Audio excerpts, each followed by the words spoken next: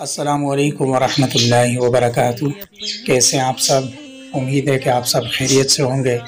آج کی اس ویڈیو کے اندر ہم ایک نبی کریم صلی اللہ علیہ وسلم کی ایک چھوٹی سی حدیث مبارکہ آپ کے سامنے پیش کرنا چاہتے ہیں۔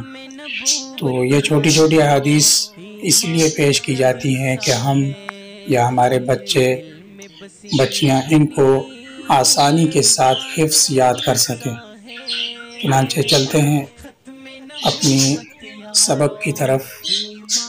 نبی کریم صلی اللہ علیہ وسلم کا ارشاد گرامی ہے کہ آپ صلی اللہ علیہ وسلم نے ارشاد فرمایا، خیرکم من تعلم القرآن وعلمہ، خیرکم من تعلم القرآن وعلمہ، کہ نبی کریم صلی اللہ علیہ وسلم نے ارشاد فرمایا، تم میں سے بہتر شخص وہ ہے جو قرآن خود سیکھے اور دوسروں کو بھی سکھائے۔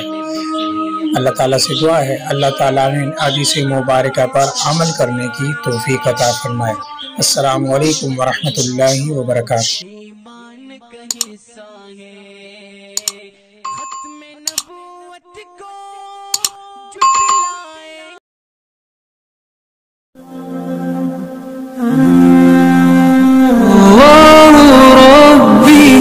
والإسلام ديني ومحمدا رسول الله